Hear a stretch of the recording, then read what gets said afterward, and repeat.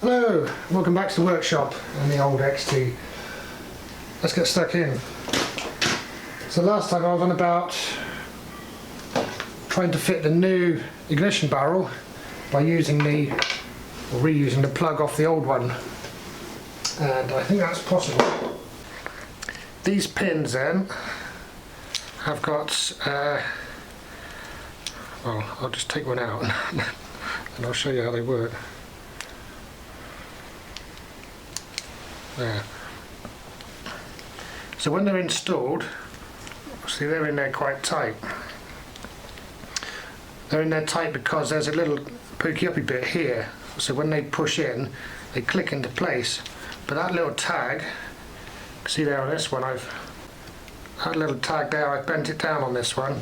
So with removing the others, all I need to do is to push everything forwards, push it this way as much as I can, and then I can bend the tag down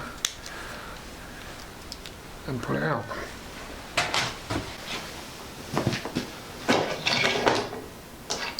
Now, before I go any further, I'll write down what they are. I've got a diagram here then with a layout of what we've got going on there, so if I can get the other two out.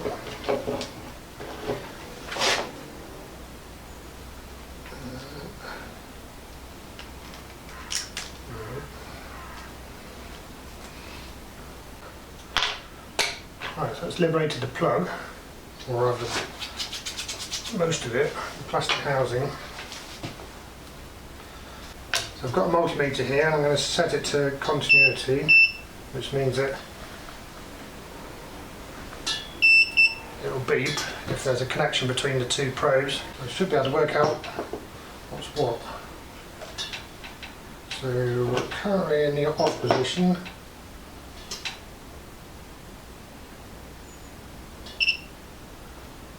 Yeah, and there's no continuity there. Pretty sure that's on.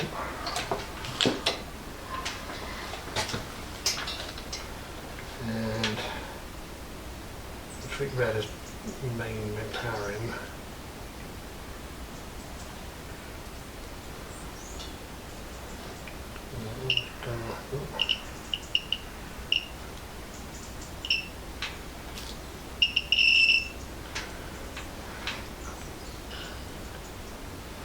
Right, so when it's on red to brown, so now we know that when it's turned on, so when it's turned off, none of those are connected to any of the others, and when it's turned on, the red and brown are connected and the blue and blue-red are connected. So that's something. Right, these connectors are not good. This whole thing is simplified by the fact that the ignition switch doesn't actually start the motor, so it's not like on a car. Well, on a car you have even more positions. You click it to accessories, main ignition, and then start, and then back to main ignition. This is just on and off, and then with an extra, if you go backwards with it, you get the steering lock pops out. But I don't think I'm even going to bother using that.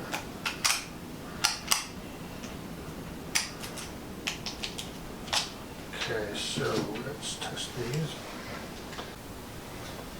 So we assume the power's coming in there, going down there.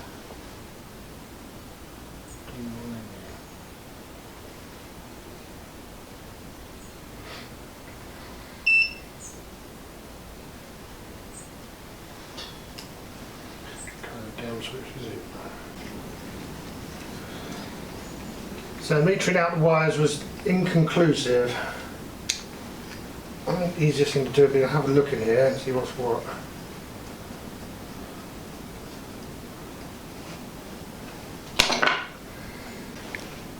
Here's the inside of the ignition barrel. So you can see here this goopy stuff. This is what I did last time that I dismantled it.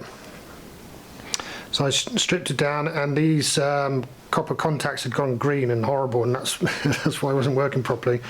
So I cleaned all this up, and then I've packed it with the goop, which is the dielectric grease. Now, dielectric grease is a really useful thing to use on your bike or on a car or on an electric bicycle or anything where you've got electrical connections that are going to be exposed to the elements. It's a insulator and it's sort of very water repellent. It's obviously got silicone in it, well, by the feel of it anyway. So you pack it all in there and it just keeps the water out basically, and if the water's out then you can have the physical contact between things that makes the electrical connection. What I'm going to do then is keep this bit, put it on to the new one. Yeah, that's what I'm going to do, and put some grease in there. So there's a difference here between, well, there's an obvious difference, but here on the back the difference is that you've got these 4 connections here and these are pretty much the same, except this is the difference. There's a jumper from there to there which isn't on this one, and on this side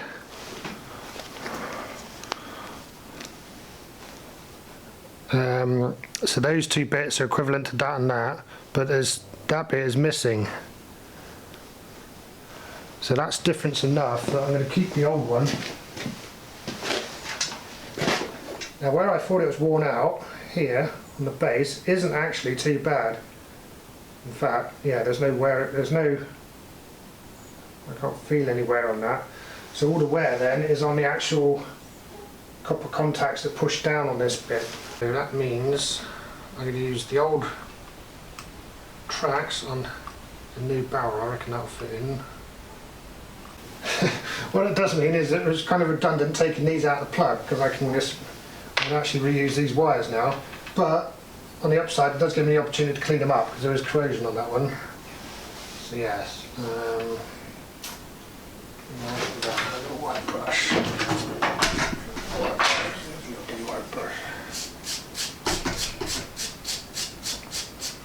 That's the stuff I was on about.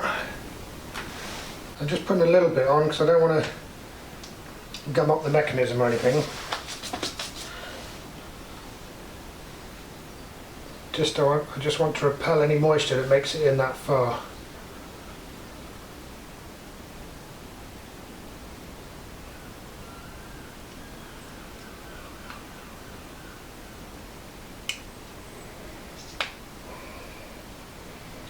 Okay, that's reasonably compatible. Yeah.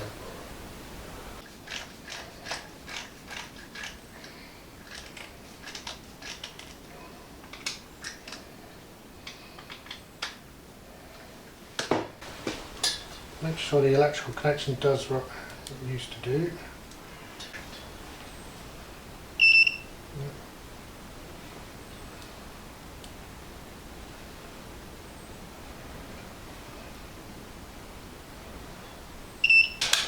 That.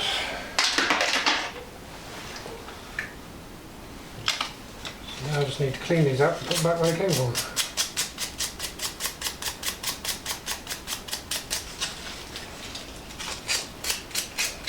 All I'm trying to do here is get off any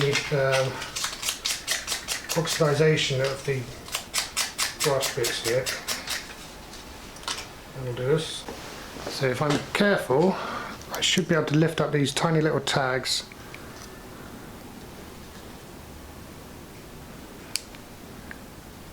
without snapping them off.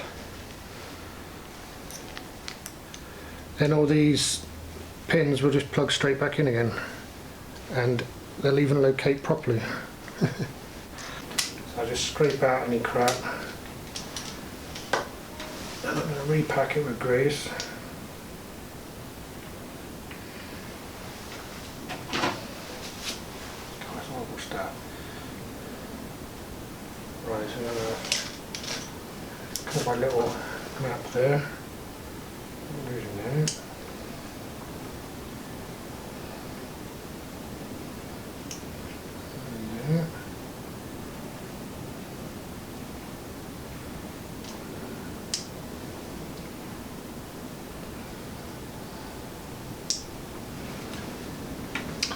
There we go.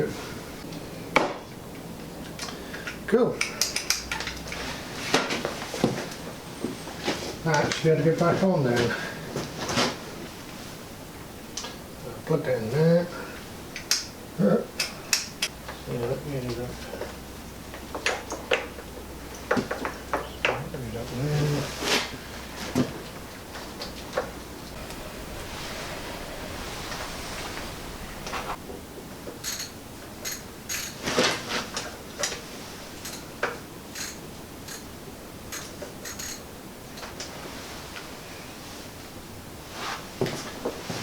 it.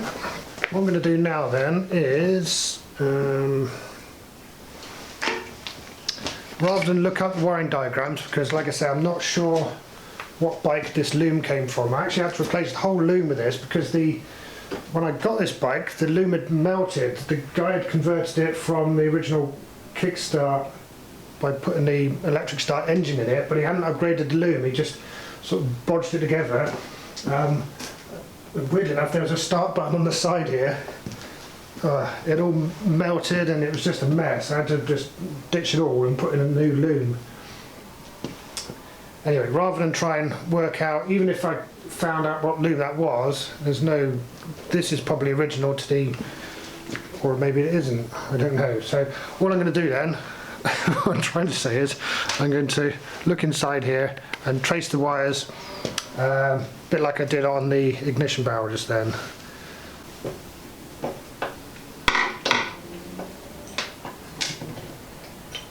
Oh, lots of fiddly bits.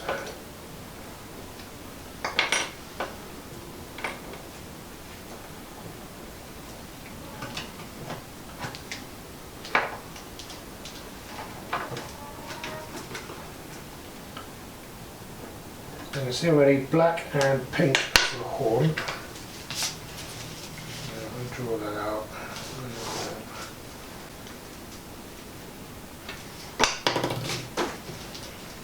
Okay, so that's the indicator, and there it is.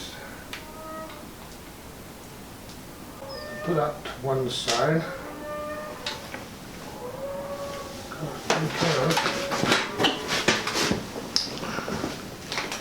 And bring in this one.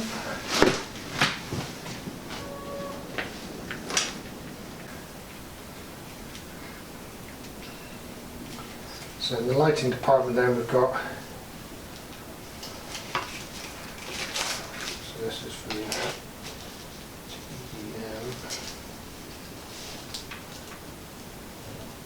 TEM. Lights are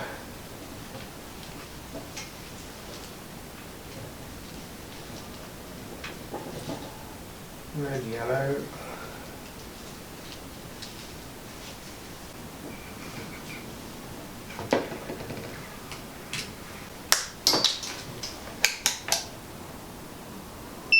green, for instance.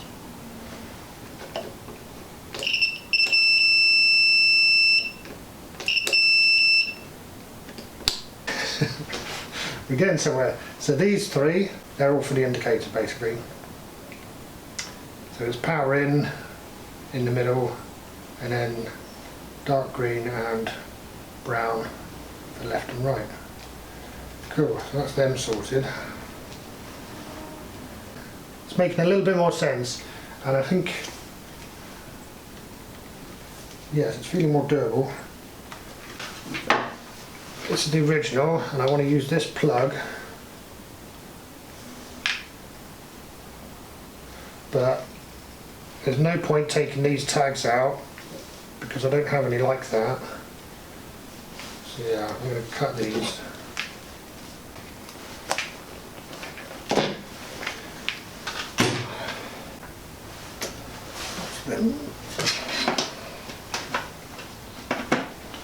So we'll do the dark green.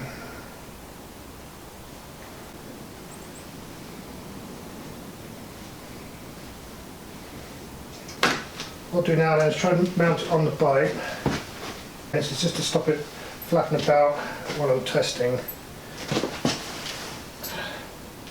So we'll get a bit unwieldy.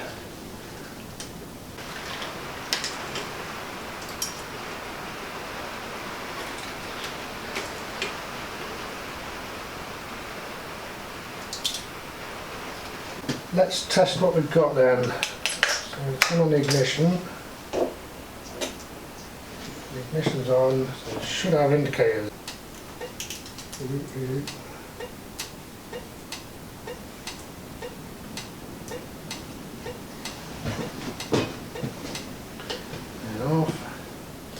That's good. So that's the thing that wasn't working on the other switch gear. Now, I've got to make everything else work. Plug the light in. Over here.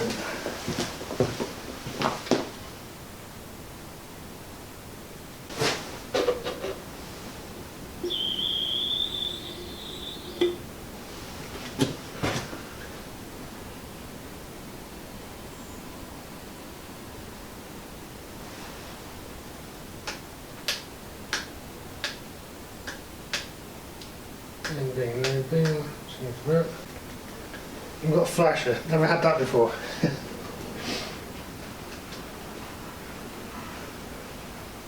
All I'm lacking then is the horn.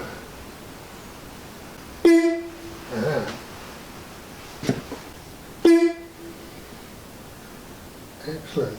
Let's get this off again.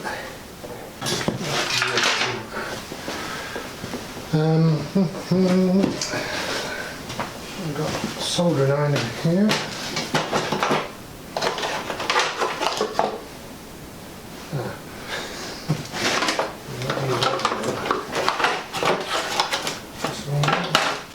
Try this one.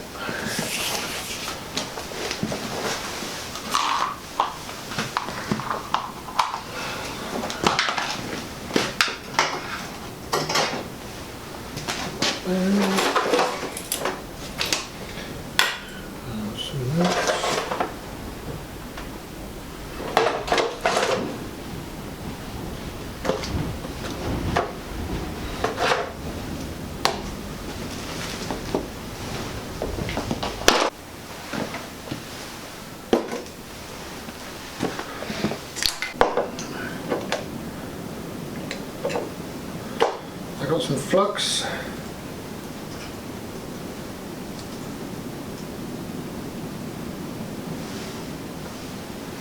I've got some heat shrink.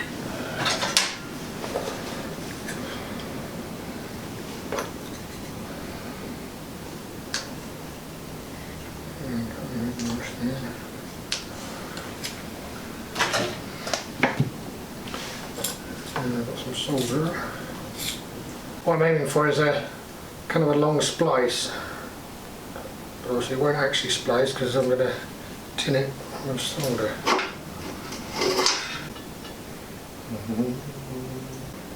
Okay, that one's done. Yep. So yellow is done. Now, the reason I got the candle out, put that over there.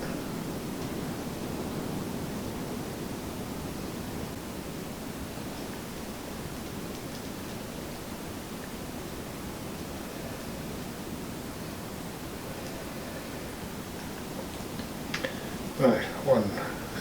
Let's bring in the thingy.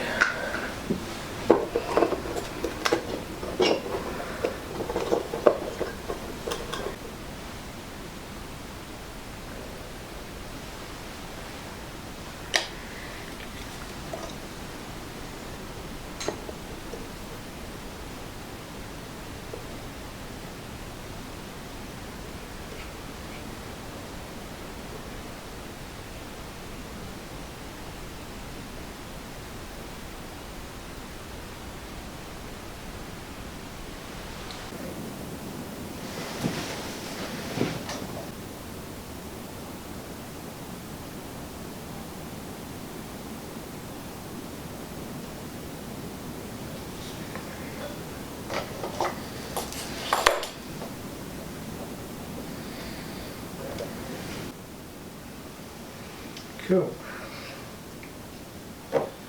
Right, that's all of them, except for the pink one, which is the horn, which needs to connect over there to that. I think you can tell I'm not really practiced at soldering. So what I'm going to do then is join these two together.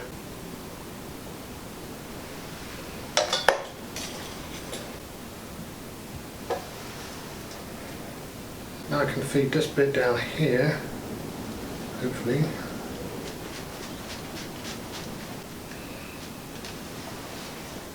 There we go.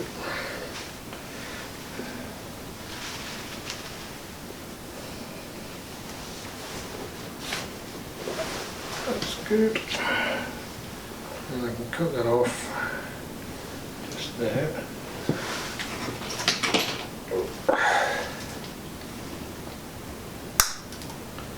And that will make the last one. Well, that seemed to take forever, but it's done. So what I've done there is properly spliced on the original plug with little tiny tails from the original wires into the new wires for the new switchgear. So you should be able to see there each join is soldered, so it's nice and strong, and it's got heat shrink on it as well, so yeah, reasonable join. Okay, with that finally done, put it back on the bike. Nearly there now. So what I've done with the voltmeter is just splice it in to some of the existing wiring here. So I put the live from a switch live, which is actually the one that goes to the horn, and then the return I've patched it into the air feed here that goes from the heated grips, because I know this one goes all the way back to the battery. Now there is a little interior light to this, but I'm not going to, well there should be, but the bulb holder's empty there. I do have some old clocks that I could probably get a bulb from, but I'm not going to bother for the time being. This may all be temporary, this voltmeter. In fact, the clocks, I might not even keep those. If I do, I'm going to need to clean them up because they're certainly showing their age. I'm just going to plonk that there, and that cowling will clamp that in position, I think. Ooh. 12, that's, yeah. Well, it's working, that's good, but the battery's quite flat, which isn't so good. But the voltmeter works. So that's the ignition barrel done, switchgear is plumbed in, and so is the voltmeter. Now, I think I can put the ring back together.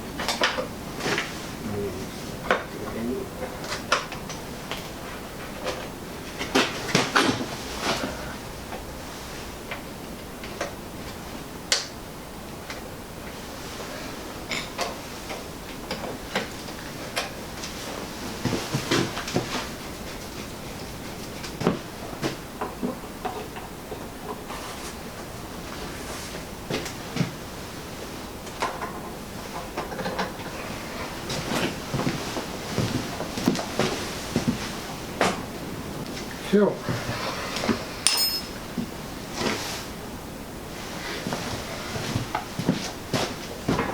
Here we are then, new switch gear, new ignition barrel and a new voltmeter. I think that looks alright. Super duper. Right, next up I'll make a more generalised video about MOT preparation and try and demystify the test a bit by going through the actual checklist that the MOT man goes through. And I'll do that on this bike, and that'll hopefully be my preparation for the test. See you for that. Cheers for now.